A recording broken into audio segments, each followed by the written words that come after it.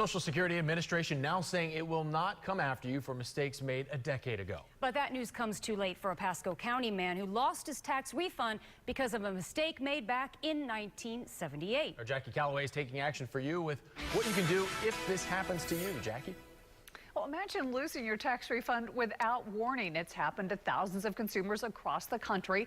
The Treasury Department is actually confiscating the cash to recover overpayments made by Social Security, and in some cases, the debt is decades old.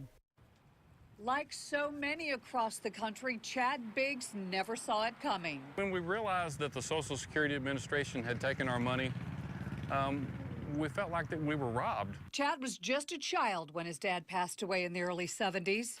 He says he never received a dime from Social Security, but according to this letter, dated just last month, the government overpaid Chad in 1978.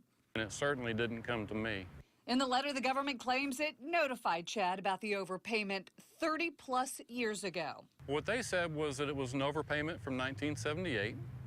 And you're right, they said that they had been trying to get a hold of me. They sent letters to a P.O. box in Texas, which I never owned. This consumer says he was unaware of any of this until he opened up his tax return this year. Got a letter, along with my tax return check that said that the reason that you're $1,170 short is because you owe money to somebody. He is among thousands of Americans who've lost hundreds of millions of dollars in tax refunds to old Social Security debt in the last 3 years.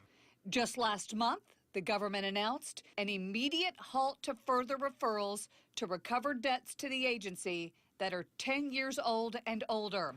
For the Biggs, the government's change of policy comes too late. Their $1,100 is gone, and now their only recourse is to file an appeal, which they are in the process of doing. I didn't receive their benefits. They have no proof of it. It's criminal. Now, I spoke with Social Security's administrative offices in Atlanta a little while ago. If you or someone you know has had a tax return confiscated by the agency in error, you can file an appeal, but the only way to do that is to actually visit your local Social Security office. Jameson?